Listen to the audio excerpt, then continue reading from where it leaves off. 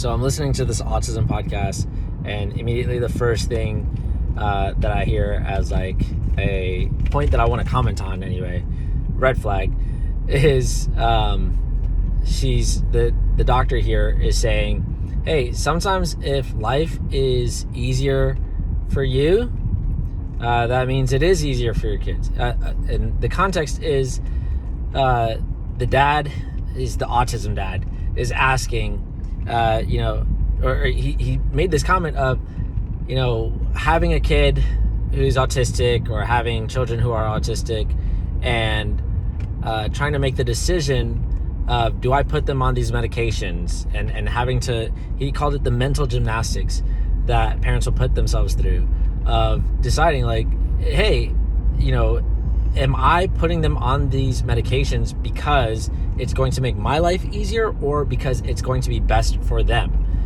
And the response from the woman that he's interviewing, she says, well, sometimes if life is easier for you, and she makes the caveat, not talking about like being on the beach, but life is easier, like you have less stress, then life is easier for your child. And so I want to give parents that permission to understand that. The problem with that I see, and it's just a lot of parents will take that as permission, literally, to say, well, whatever makes my life easier. And so, yeah, I don't have to put much thought into, am I going to put my kid on medications? Am I going to, make sure that, this medication is actually best for the child? Like, oh, it gets them to shut up. Thank God. There are so many parents like that today that are out there who will just, oh, yes. Daycare.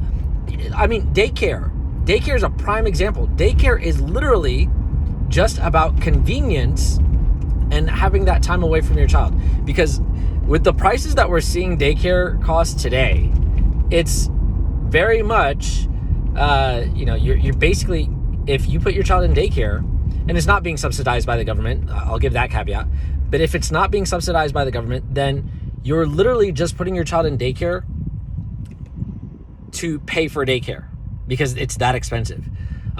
If it's being subsidized by the government, usually that happens when a family is very low income and or if a family is like a single parent, usually a single mother, they qualify for other sorts of aid like welfare or SNAPs, things like that. That's usually the case where it's subsidized by the local government or whatever. And in those cases, okay, yeah, but they actually need childcare in order for them to work because they don't have another parent or anything like that. In the case where it's like you got two parents who are making six-figure incomes and all that jazz, it's like, dude, what the heck are you doing? You're literally, it's, oh, but it makes my life so much easier. And they do this mental gymnastics where they're like, yeah, I cried about, my kid, having to put my kid in daycare the first day. It was really hard on me. And you're still going through with it, And you'll see all these videos of like kids coming out of daycare where the moment they see their parents, they are bawling. They are absolutely like, they look fine, like on video before they see their parents, and then they see their parents and then they're bawling, and it's like the caption will be first day after daycare, and they'll play some like sappy music over it, and they're like, oh, she missed me. Like, no fucking shit she missed you. Like, no fucking shit your child missed you. They thought you were gone. They thought you were like done. Like, I've just been abandoned here at this location. I don't know where my parents are. I don't know why they left me here. And they're feeling like, oh my God, wow, you're actually alive. I can breathe again. I can actually feel emotion. They cut off all their emotions so they could survive. And you're talking about like, oh, if it makes my life easier. And so, yes, obviously, if you don't have as much stress, you can be present with your child. But the solution isn't just drug and medicate your child. It's deal with the fucking stress that you're having. And let me also calm down and just say this. I totally understand that there are some challenges that children can bring. And those challenges could be, very, very simply, if you have an autistic child, you're going to have a lot of challenges. It's going to be very challenging, very tough, very demanding, depending on the severity of their autism, because there's all these medications that you have to think of, their nutrition, their health, them being safe and not hurting themselves, them acting out, lashing out, hitting you, them not being reasonable. All those things are very, very wearing on any parent, right? Having a child in itself can be challenging, but especially with all those complications, it can be even more challenging. And so I'm totally aware of that and understanding of that. But in some of these cases, that's the consequence that has to be dealt with. But if we go to, if you're talking about ADD or ADHD, for example, which is also what they're talking about here, are you actually looking at the nutrition that they're getting? Like, could it be that something that they're eating is causing them to have this ADD or ADHD? Could it be the stimulation in their environment where they're constantly, being stimulated by fast cutscenes, video games, all that kind of stuff? Or is it, just the way that you're raising them, the way that you're speaking to them? Like, all these things need to be considered.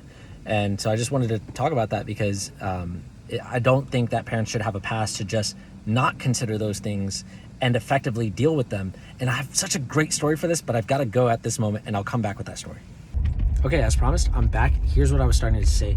My wife was telling me about how,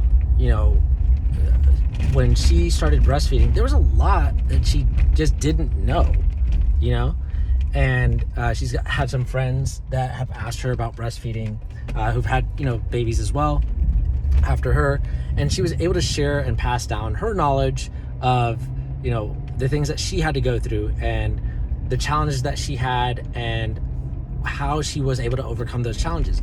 And one of her friends was asking her for some advice and just sharing the challenges that she was having.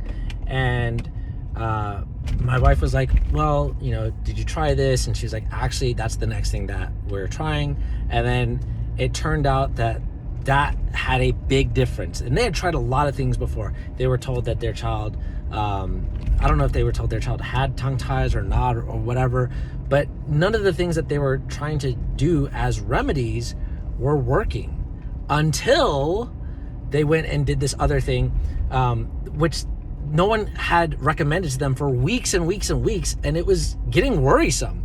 And one of the things that my wife was saying was like, I can see how someone would go to formula. I could see how someone would say like, hey, breastfeeding's not for me.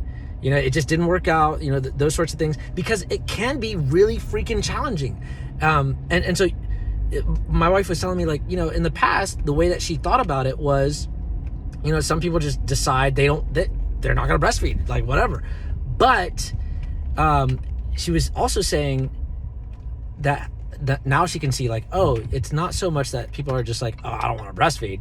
It's more so like, well, there are a lot of challenges, and it is so much easier to just say like, it's not working out, the baby's losing weight, whatever, like it's I tried this, I tried that, I tried this, you don't understand my situation, and boom, you're done breastfeeding, right? But what she was saying was, imagine if every mother was supported before they were even mothers, but especially after their mothers, to know, hey, this can be a challenge. Not necessarily that it will be a challenge, because for some folks, it's like, it's super easy, right?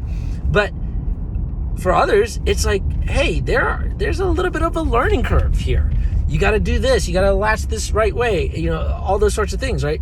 And so if mothers were supported before they had children to understand like, hey, this could be a challenge. Here are some of the things that could happen when you are learning to breastfeed, especially if it's your first time. If you're learning to breastfeed, here are some of the things that can happen, and here's why you want to keep fighting for it as best you can. If it doesn't work out, okay, there are some alternatives, thankfully, but ideally you want to fight for this as hard as you can, and fight for it meaning like, hey, also, did you try this? Also, did you look down this route? Also, did you see this alternative? Did you get this information? Do you understand actually what this means? Are you doing this? Okay, did you get another look at this? And I know that can be exhausting. I totally get it. But look, this mom that, my wife is telling me about is now successfully breastfeeding her child. And she's like, thank God that this is what I'm doing. Like thankfully, I was able to have the patience to continue doing this. But if you don't have that patience, if you don't know what challenges are coming, if you're not like preparing yourself, if you're not willing to go and look down all those routes, of course the average person, especially, okay, imagine this person gets to stay at home. And so they have the opportunity to like, okay, I have time to devote to this. I have the space to devote to this. I don't have any other pressures. I don't have to like get back to work soon or anything like that. But that is the case for so many other people. And think about this. The kind of challenges that some of these women are telling my wife about, like, some of them are like, their jaw is really tight. And so, okay, like, what do you even do about that? Right? And, there's a few things like you can like, massage the baby's mouth or get like a cranial sacral type of therapy treatment. There's different things that can be done, but imagine that parent just switches to formula because it is easier on the parent and the baby will get fed. But then what ends up happening to that baby is, well, now whatever that problem was, let's say it was like a really tight jaw like that, then their jaw doesn't get it never gets adjusted. It never gets like, they're still gonna have that problem.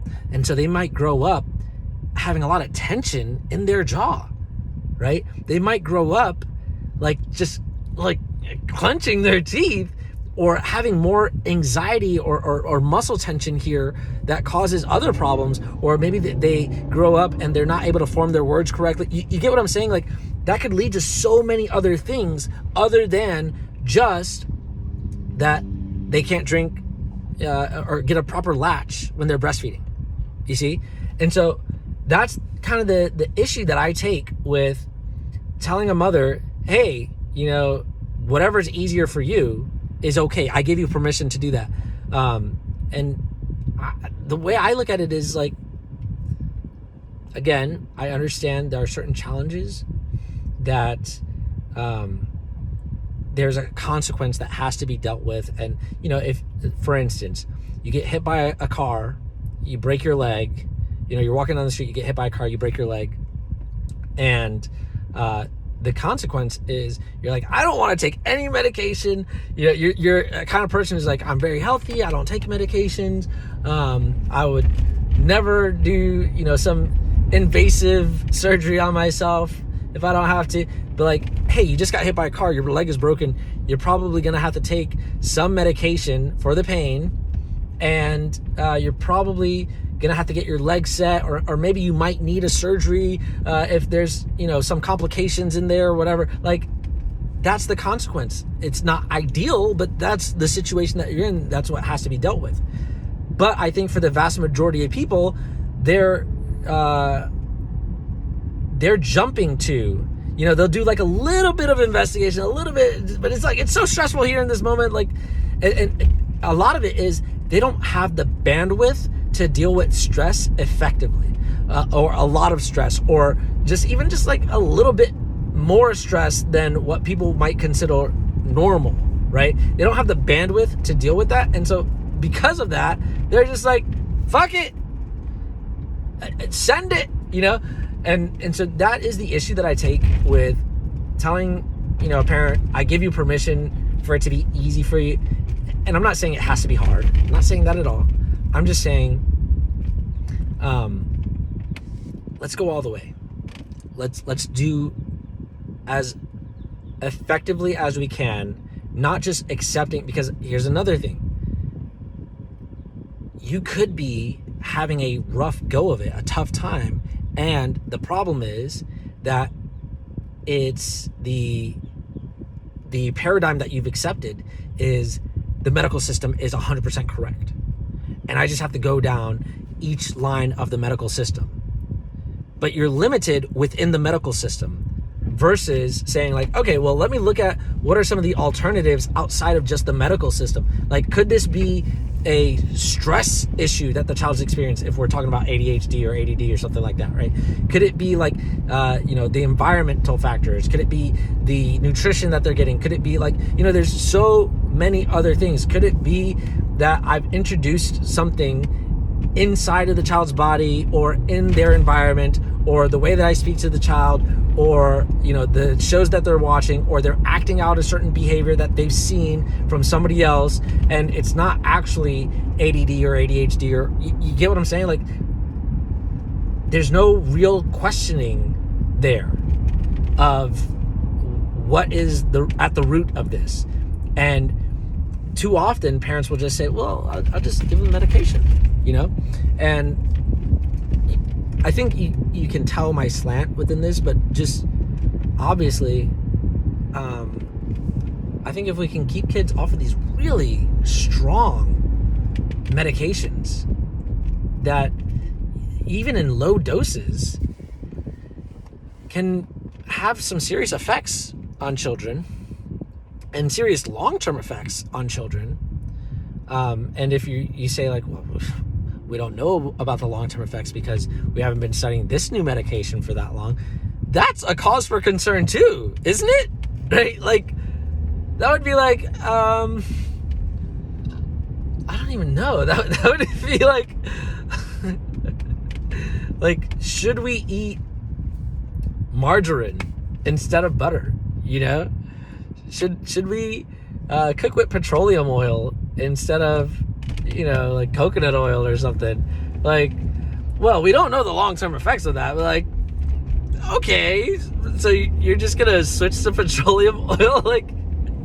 Like you already know it's not good for you, but we don't know the long-term effects is quite a cop-out,